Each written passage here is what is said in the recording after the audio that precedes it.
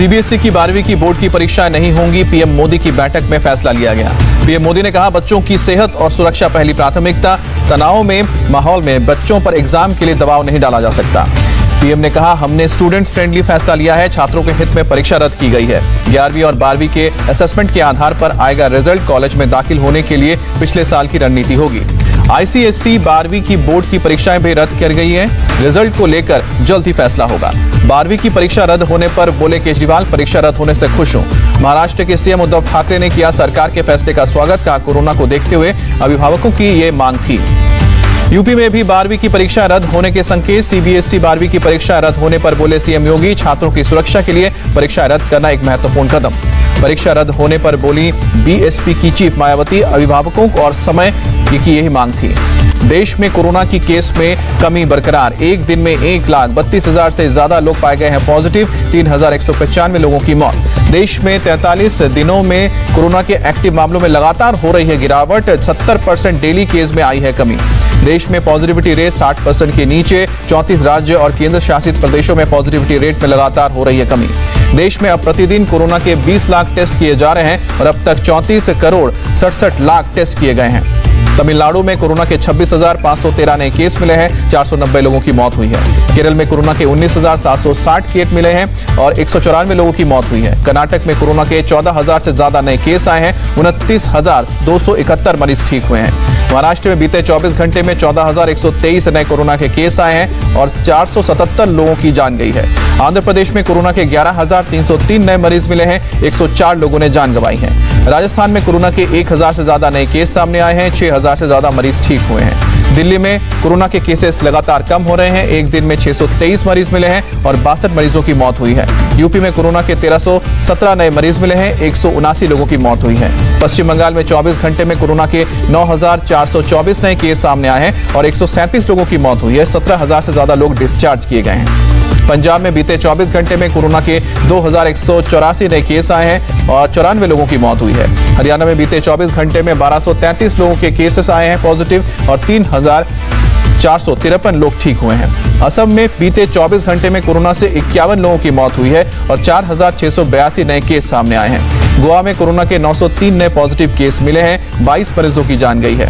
देश में वैक्सीन की कोई कमी नहीं है। आईसीएमआर ने कहा, जुलाई अगस्त से रोजाना 1 करोड़ लोगों का वैक्सीनेशन होगा। देश में अब तक 21 करोड़ 60 लाख से ज्यादा लोगों को वैक्सीन की पहली डोज लगी है। 18+ में 2 करोड़ से ज्यादा लोगों का वैक्सीनेशन हुआ है। स्वास्थ्य मंत्रालय का बयान, वैक्सीन कॉकटेल को लेकर अब तक कोई प्रोटोकॉल नहीं है। एक ही वैक्सीन की दोनों डोज लगाई जाएंगी। वैक्सीनेशन के बाद बच्चों के एग्जाम करने पर वीके पॉल का बयान। का बिना डेटा, ट्रायल या अनुभव के वैक्सीन लगाना सही नहीं है। बच्चों पर कोरोना के खतरे को लेकर बोले वीके पॉल का, बच्चों पर वायरस का असर कम है लेकिन हम लगातार निगरानी रख रहे हैं। यूपी में अब तक 1 करोड़ 48 लाख से ज्यादा लोगों को वैक्सीन की पहली डोज लगी है। 34,80,000 से ज्यादा लोगों को दूसरी डोज दी गई है। दिल्ली के ज्यादातर सरकारी वैक्सीनेशन सेंटर्स पर वैक्सीन खत्म है लेकिन प्राइवेट हॉस्पिटल में वैक्सीनेशन जारी है। रूस से हैदराबाद पहुंची 56 टन से ज्यादा स्पुतनिक वैक्सीन। विदेश से आने वाली वैक्सीन की सबसे बड़ी खेप में स्पुतनिक वैक्सीन की करीब 30 लाख डोज हैं। 90 मिनट के अंदर डिस्पैच हुआ है। सिप्ला अमेरिकी की कंपनी मॉडर्ना को वैक्सीन के लिए देगी $1 अरब एडवांस। सरकार से वैक्सीन के लिए मांगी गई है छूट।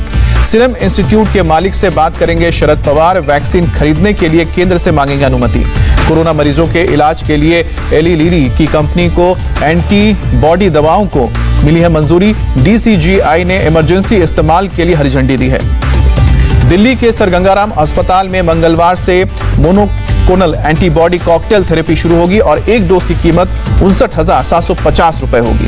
केंद्रीय शिक्षा मंत्री डॉक्टर रमेश पोखरियाल एम्स में भर्ती। कोविड के बाद की समस्याओं से जूझ रहे हैं पोखरियाल।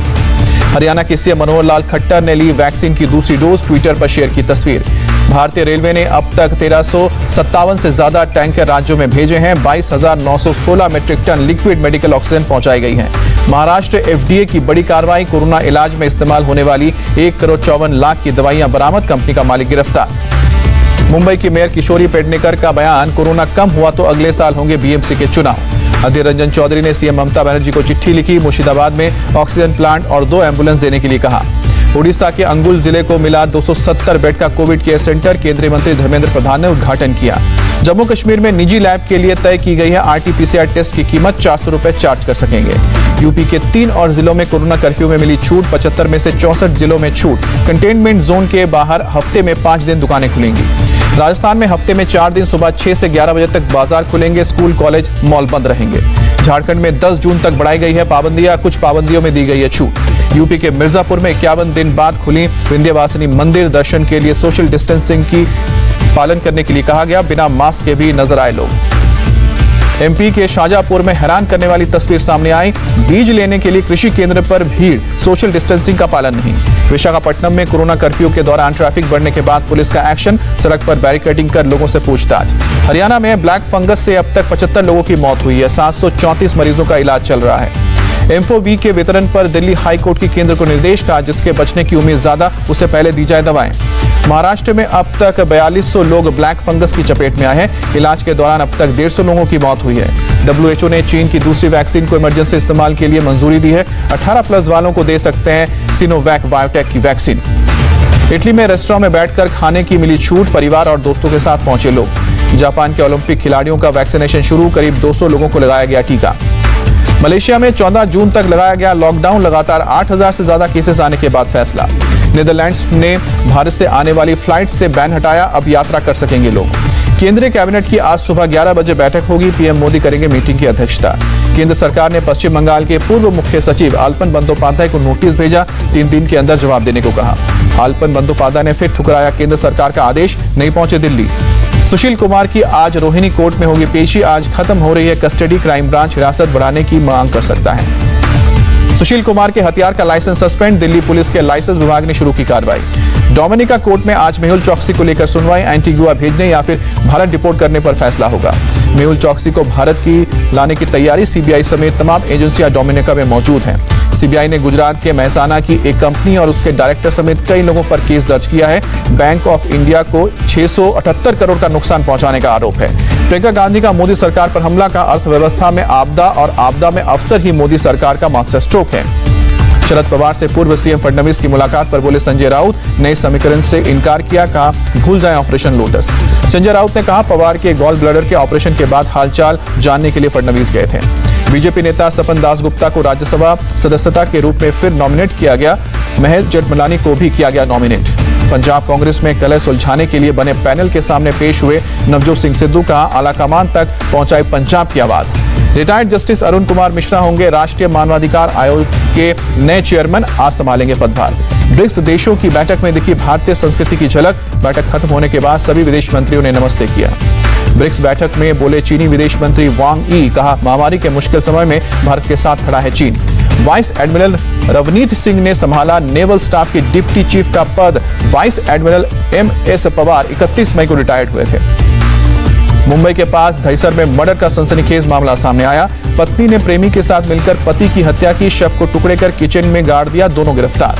दिल्ली के मंगोलपुरी में मर्डर की सीसीटीवी तस्वीर सामने आई। 21 मई को मारी गई थी गोली। अस्पताल में इलाज के दौरान मौत हुई। पुलिस ने 2 आरोपियों को गिरफ्तार किया। मुंबई में महिला से मोबाइल छीनने के लिए दिया लोकल ट्रेन से धक्का। मौके पर ही महिला की मौत। यूपी के नोएडा में एक युवक और युवती की संदिग्ध हालत में मौत। सेक्टर 49 के एक फ्लैट में दोनों का शव मिला। पुलिस के मुताबिक गोली लगने से दोनों की मौत हुई है। यूपी के फिरोजाबाद में पानी सप्लाई बाधित होने के बाद भड़के गांव वाले। पुलिस स्टंप पर पत्थरबाजी। पुलिस के कई जवान घायल हुए। पानी की समस्या को लेकर गांव के लोगों ने सड़क जाम किया था। पुलिस के पहुंचते ही गांव वालों ने हंगामा किया। पत्थरबाजी में दर्जनों गाड़ियों के शीशे टूटे। यूपी के प्रतापगढ़ में अपनी शादी में हर्ष फायरिंग करना दूल्हे को महंगा पड़ा। आईपीसी के अलावा महामारी एक्ट और आर्म्स एक्ट के तहत केस दर्ज हुआ। अलीगढ़ शराब कांड के आरोपी दिगंबर की संपत्ति पर चला बुलडोजर। एसडीएम के नेतृत्व में कार्रवाई हुई। छत्तीसगढ़ में कोंडा गांव में 2 नक्सली ढेर। कई हथियार बरामद। इलाके में सर्च ऑपरेशन जारी। मुंबई पुलिस के इंस्पेक्टर सुनील धर्ममाने को किया गया बर्खास्त। सचिन वाजे के साथ एंटीलिया केस में आया था नाम। पटना के दानापुर में गंगा नदी पर बना पीपा पुल आंधी की वजह से टूटा। दियारा के लोगों के आने जाने से रास्ता बंद। मौसम विभाग के मुताबिक इस साल उत्तर और दक्षिण भारत में सामान्य रहेगा मानसून। पूर्व और पूर्वोत्तर भारत में होगी सामान्य से कम बारिश। शिमला में मौसम ने करवट ली। कई इलाकों में हुई बारिश। तापमान में गिरावट। जम्मू कश्मीर के गुलमर्ग में शिव मंदिर का सेना ने कराया रेनोवेशन। जनता के लिए फिर खोला गया। चीन में पहली बार इंसान में मिला है बर्ड फ्लू। 41 साल के शख्स में मिला है बर्ड फ्लू का H1013 स्ट्रेन। पुलिस ने फ्लोरिडा में हुई फायरिंग का सीसीटीवी फुटेज भी रिलीज किया है। वीडियो में हथियार के साथ नजर आए हैं 3 लोग। बाढ़ से न्यूजीलैंड के कैंटरबरी में टूटा ब्रिज, किसानों को हुआ नुकसान। पीएम जसिंडा ने किया हालात का जायजा लिया। कैलिफोर्निया में एक हाईवे पर की गई प्लेन की इमरजेंसी लैंडिंग, किसी के घायल होने की खबर नहीं। पिछले हफ्ते केवल 3 दिन के अंदर अफगानिस्तान में 23 नागरिकों की हत्या हुई थी। अफगानिस्तान के लिए यूएन मिशन ने जानकारी दी। इंग्लैंड के लिए आज रवाना होगी टीम इंडिया। इंग्लैंड में वर्ल्ड टेस्ट चैंपियनशिप के फाइनल के बाद सीरीज भी खेलेगी भारतीय टीम। भारत की महिला क्रिकेट टीम भी इंग्लैंड के लिए आज होगी रवाना। मेंस टीम के साथ ही जाएंगे इंग्लैंड। दौरे में 1 टेस्ट, 3 वनडे और 3 T20 मैच खेलेगी टीम। आईसीसी की बैठक में बड़ा फैसला, वर्ल्ड कप में 14 जबकि T20 वर्ल्ड कप में हिस्सा लेंगी 20 टीमें।